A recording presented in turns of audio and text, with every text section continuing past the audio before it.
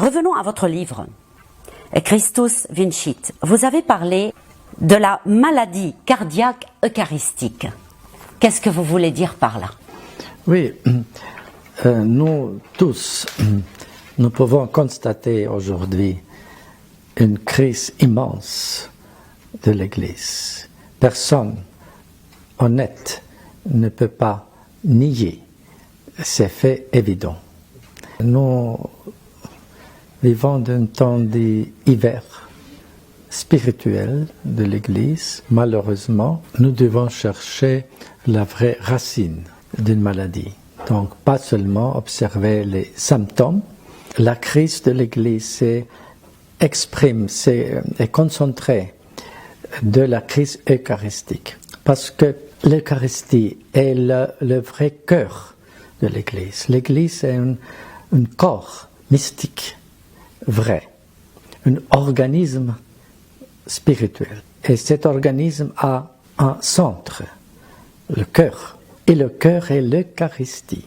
Parce que l'Eucharistie, là, est notre Dieu, Sauveur Jésus-Christ, présent réellement, substantiellement, avec toute la vérité et réalité de son corps, son âme, sa divinité, et sa majesté, son amour, tout réellement présent.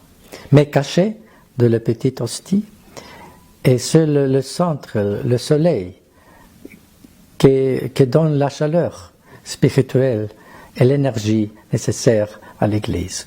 Et donc l'Église aujourd'hui n'a pas l'énergie parce que le cœur de l'Eucharistie est blessé, est tellement faible, cette maladie s'exprime d'une forme concrète aussi.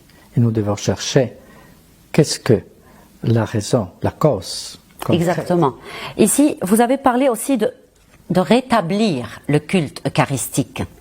Et je me permettrai d'ajouter que vos parents ont été déportés, vous avez vécu le communisme, l'église clandestine, pendant l'époque de l'URSS, vos parents ont été déportés en Oural, dans les montagnes, et ils ont survécu grâce à Dieu. Et vous avez dit dans une interview précédente qu'à votre retour en Allemagne, ce qui vous a choqué, c'était les modifications de la liturgie, de la messe, et surtout le culte eucharistique.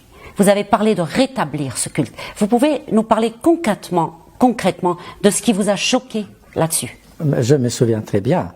J'étais à l'âge de 13 ans, donc quand nous sommes venus en Allemagne. Et même mes frères, mes sœurs, mes parents étaient choqués profondément à cause de la communion sur la main, que nous, avec tristesse, nous avons observé par la première fois de notre vie. Comment est possible de traiter Dieu d'une façon telle superficielle, telle banale? Et donc, parce que pendant la persécution, nous sommes vécus de l'église clandestine.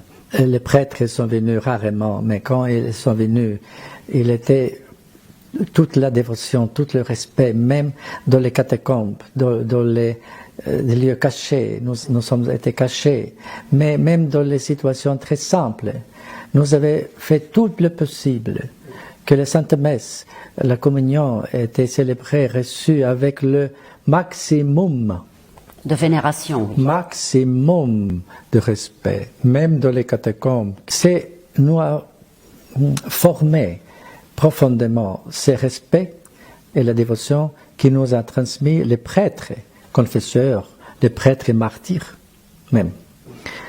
Et pour cette raison, c'était un grand choc quand nous avons vu cette forme tellement banale du point de vue extérieur. Je suis convaincu que la pratique de la communion de la main est une des causes plus importantes de la crise de l'Église eucharistique, de la maladie eucharistique. Parce qu'on traite notre Dieu caché de cette petite hostie d'une forme tellement minimaliste, je dis minimaliste. On dit important seulement la dévotion intérieure suffit, mais ce n'est pas la loi catholique et la foi catholique. C'est protestant, parce que le protestantisme dit il va bien seulement vénérer Dieu de mon âme, de mon cœur. Il n'y a pas nécessaire d'avoir des signes extérieurs de liturgie. Et vous savez, les communions protestantes, les communautés protestantes, il n'y a pas un culte vraiment. C'est ça, c'est une commémoration. C'est seulement une réunion fraternelle. Et pour cette raison, cette forme extérieure, minimaliste, de respect, de la dévotion, de l'adoration aussi, a des conséquences graves. La première conséquence plus grave est, c'est un fait indéniable, que presque toujours une petite parcelle de hostie consacrée tombe sur la terre. Les personnes viennent et marchent sur les parcelles où est présente toute la majesté divine. Même dans la plus petite parcelle. Exactement, c'est un dogme de la foi qui dit que dans toute, même de la petite parcelle, est présent toute la divinité et majesté de Christ et tout l'amour. Donc nous marchons avec nos pieds sur la majesté et sur l'amour immense de notre Seigneur. Maintenant, la communion sur la main a été répandue presque partout. Sauf l'Église d'Europe orientale, comme Pologne, Lituanie, Russie. Et l'Église orthodoxe aussi. Et les orthodoxes aussi, mais je parle seulement de l'Église latine. Et tout le reste déjà, cette pratique, où maintenant augmente en masse ce phénomène que notre Seigneur tombe des parcelles sur la terre. On reste attaché de les doigts ou de les paumes de la main, puis l'autre cause qui est aussi indéniable, qu'on peut constater et vérifier, le vol des saintes hosties consacrées pour des finalités des sacrilèges.